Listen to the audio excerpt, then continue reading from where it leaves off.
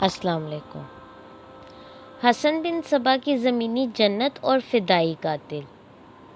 حسین نے نہایت ہی جوش و حیرت سے دیکھا کہ انہی چمنوں میں جاں بجاں نہروں کے کنارے کنارے سونے چاندی کے تخت بچھے ہیں جن پر ریشمی پھولدار کپڑوں کا فرش ہے۔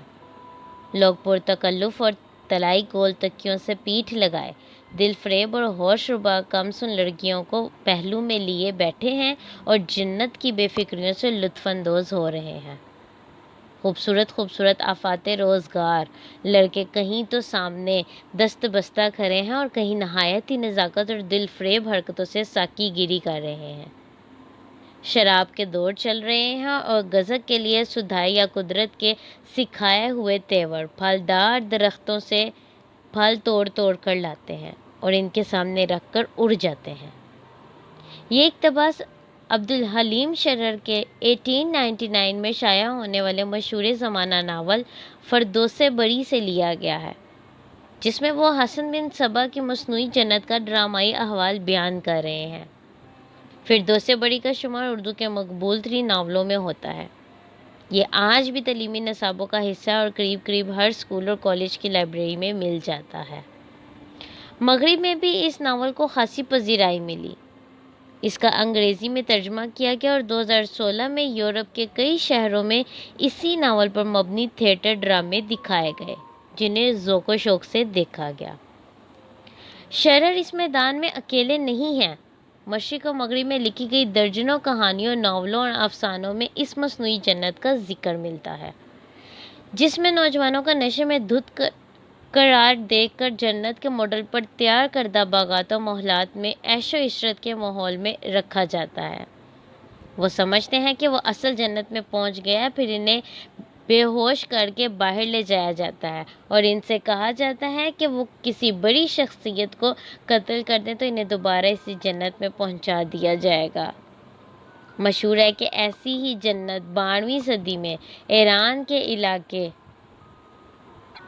رودبار کے قلعہ الموت میں حسن بن صبا نے قائم کی تھی، جہاں وہ نوجوانوں کو ورگلا کر انہیں حکمرانوں، علماء اور دوسرے مخالفین کے قتل کے لیے بھیجتے تھے۔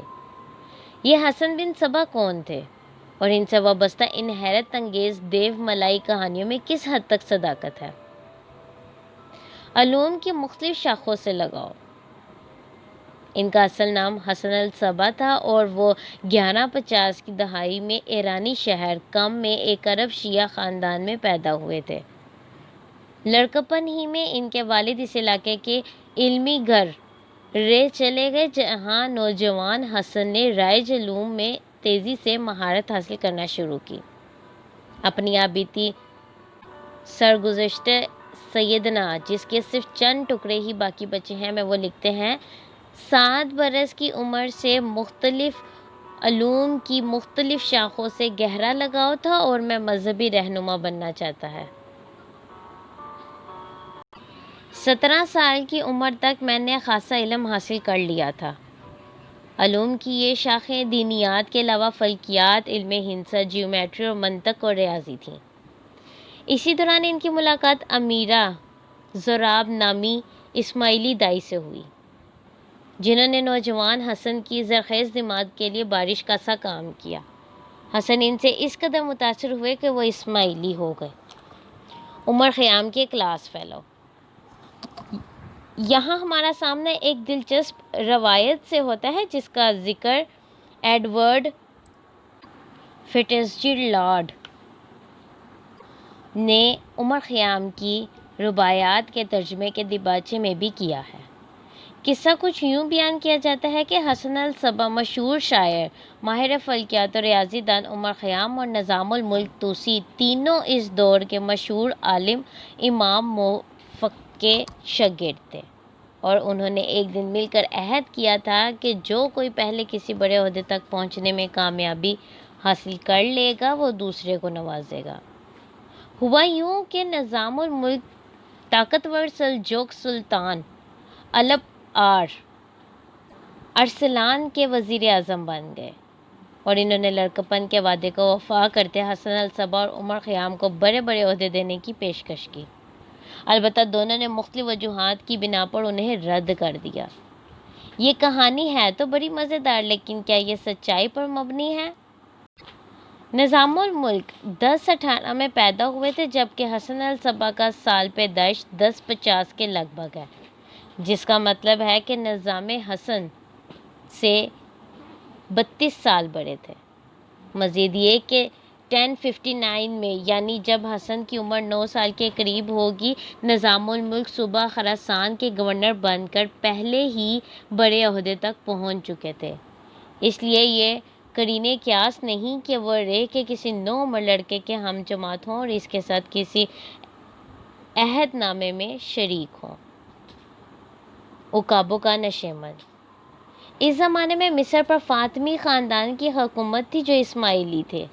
قاہرہ کی جامع الزہرا انہی نے قائم کی تھی۔ حسن 1078 میں مختلف ملکوں میں پھرتے پھراتے قاہرہ پہنچ گئے، جہاں ان کے افسانے پہلے ہی سے پہنچ چکے تھے۔ چنانچہ فاطمی دربار میں ان کی بڑی آؤ بھگت ہوئی۔ حسن نے مصر میں 3 سال گزارے، لیکن اس دوران فاطمیوں کے سپہ سالار بدر الجمالی حسن کے مخالف ہو گئے اور انہیں زندان میں ڈال دیا گیا۔ اتفاق سے زندان کا مینار گر پڑا۔ اس واقعے کو حسن کی کرامت سمجھا گیا اور انہیں باعزت رہا کر دیا گیا۔ اس کے بعد حسن نے مصر میں مزید قیام مناسب نہیں سمجھا۔ وہ ایران لوٹ آئے اور اگلے 9 برسوں تک مختلف علاقوں میں دعوت و تبلیغ میں مگن رہے۔ رفتہ رفتہ انہوں نے اپنی توجہ رودبار صوبے کے علاقے دلمان پر مرکوز کرنا شروع کر دی۔ یہاں انہی کو البرز کی برفانی چوٹیوں میں گھرا ہوا ایک قلعہ نظر آیا، جو ان کے مستقبل میں منصوبوں کے لیے نہایت سودمند ثابت ہو سکتا تھا۔ یہ قلعہ الموت تھا۔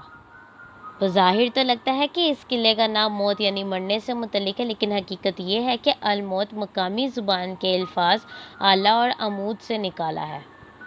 دلمانی زبان میں العقاب اور عمود فارسی میں اموخت کا مطلب ہے سیکھنا۔ روایت مشہور ہے کہ اس علاقے کا حکمران وہاں شکار کھیل رہا تھا کہ اسے ایک پہاڑی پر عقاب اترتا ہوا دکھائی دیا۔ اسے احساس ہوا کہ اس مقام کا جغرافیہ اس قسم کا ہے کہ اگر یہاں قلعہ بنایا جائے تو وہ ناقابل شکست ثابت ہو سکتا ہے۔ چنانچہ اس نے یہاں قلعہ تعمیر کروایا اور اس کا نام الموت پڑ گیا، یعنی عقاب کا سکھایا ہوا۔ ہلاکو خان کے درباری مورخ عطا ملک جوینی نے، جن کا تفصیلی ذکر بعد میں آئے گا، اس قلعے کا دورہ کیا تھا۔ وہ اپنی کتاب تاریخ جہاں گشا میں لکھتے ہیں، الموت ایک ایسے پہاڑ پر واقع ہے جس کی شکل گھٹنوں کے بل بیٹھے ہوئے اونٹ کی مانند ہے۔ قلعہ جس چٹان پر تعمیر کیا گیا ہے، اس کے چاروں طرف ڈھلوانے ہیں۔ صرف ایک تنگ راستہ ہے جس کا بڑی آسانی سے دفاع کیا جا سکتا ہے۔ حسن نے قلعہ الموت کے آس پاس کے علاقے میں ڈیرے ڈال دیے۔ ان کا پیغام زور پکڑتا گیا۔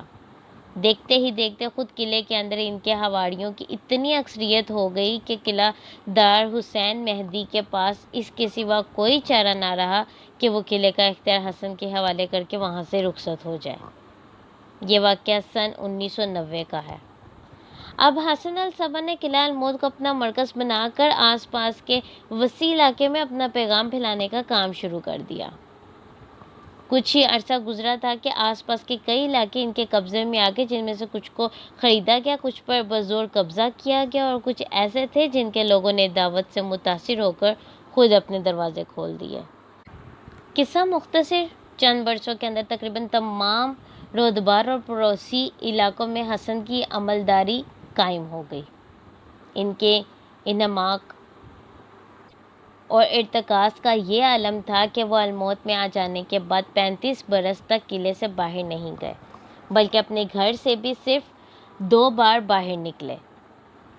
تاریخ دان رشید الدین ہمدانی جامع التواریخ میں لکھتے ہیں کہ وہ اپنی موت تک اپنے گھر ہی میں رہے، جہاں وہ اپنا وقت مطالعے، دعوت تحریر کرنے، اپنے عملداری کا نظم و نسق چلانے میں گزارتے رہے۔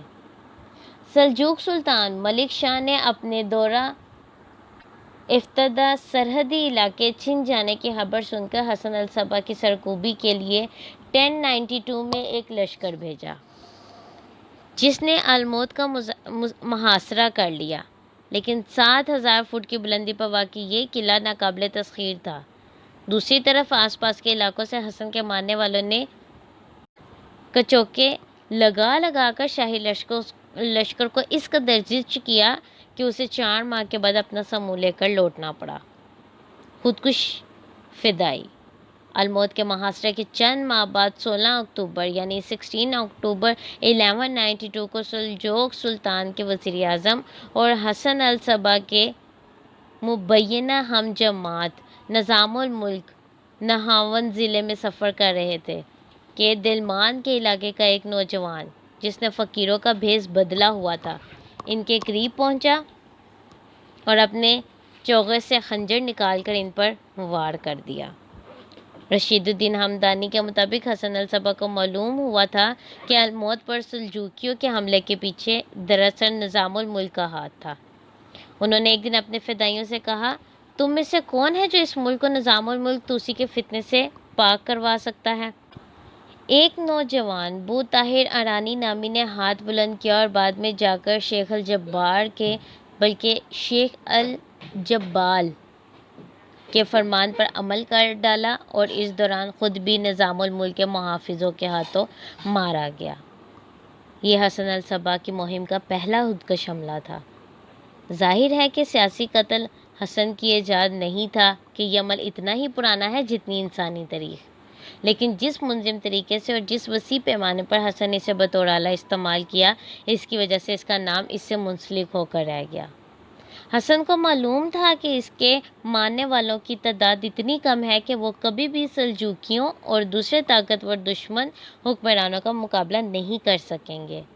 اس صورتحال میں انہوں نے وہ تکنیک استعمال کی کہ بجائے ہزاروں کی تعداد میں فوجوں کا میدان جنگ میں دو بدو مقابلہ کیا جائے، بہتر یہی ہے کہ اپنے کسی جانثار فدائی کی تربیت کر کے اس کے ہاتھوں کسی حکمران، خطرناک وزیر، سپہ سالار یا مخالف مذہبی عالم کو قتل کروا دیا جائے۔ یہ طریقہ حیرت انگیز طور پر کامیاب ثابت ہوا۔ توسی کے بعد حسن کے فدائین کے نشانے پر کئی حکمران، شہزادے، گورنر جنرل اور علماء بنے اور ان کی دہشت نزدیک و دور تک پھیل گئی۔ کئی اہم شخصیات کسی بھی اجنبی سے ملنے سے کترانے لگے اور دوسرے اپنے لباس کے نیچے احتیاطاً زرہ بختر پہننے لگے۔ مقبول ویڈیو گیم پچھلے چند اشروں کے دوران خودکش حملہ آوروں کی لہر کے بعد حسن الصبا کے نام کی بازگشت اکثر میڈیا میں سنی گئی ہے اور جدید دور کے خودکش حملہ آوروں کو قلعہ الموت کے فدائیوں سے جوڑنے کی کوشش کی جاتی رہی ہے۔ کئی ناولوں، کہانیوں، نظموں کے علاوہ حسن الصبا کے فدائی اور ان کی جنت آج کی مشہور ویڈیو گیم اسیسنز کریڈ میں جلوہ گر ہوتے ہیں۔ اس کا شمار دنیا کے مقبول ترین گیمز میں ہوتا ہے اور اب تک اس کی 10 کروڑ سے زیادہ کاپیاں فروخت ہو چکی ہیں۔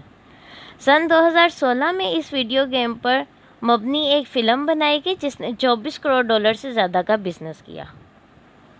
شیخ الجبال اور ان کی مصنوعی جنت قلعہ الموت میں حسن الصبا کی زندگی کا یہی وہ دور ہے جو بعد میں آنے والی صدیوں میں اساطیری حیثیت اختیار کر گیا۔ انہیں عام طور پر شیخ الجبال، old man of the mountain کہا جاتا ہے۔ مشہور ہے کہ انہوں نے اس قلعے میں ایک مصنوعی جنت قائم کر رکھی تھی جس کی ایک جھلک نوجوانوں کو دکھا کر انہیں سلاطین، وزراء، مذہبی رہنماؤں اور دوسری سرکردہ شخصیات کے قتل کے لیے آمادہ کیا جاتا تھا۔ مخالفین کی نظر میں یہ لوگ دہشت گرد تھے، لیکن خود حسن الصبا اور ان کے حامیوں کے نزدیک یہ فدائی تھے جنہیں مقصد کے حصول کی خاطر جانیں قربان کرنے میں ہچکچاہٹ محسوس نہیں ہوتی تھی۔ قلعہ الموت میں ایسے تمام فدائیوں کے نام ایک قسم کے رول آف آنر میں داخل کیے جاتے تھے اور انہیں شہید کا درجہ دیا جاتا تھا۔ حسن الصبا کی زمینی جنت اور ان کے فدائیوں کی حقیقت جاننا ابھی باقی ہے۔ اس کا اگلا حصہ سننے کے لیے اس چینل کو لائک اور سبسکرائب کرنا مت بھولیں۔ شکریہ۔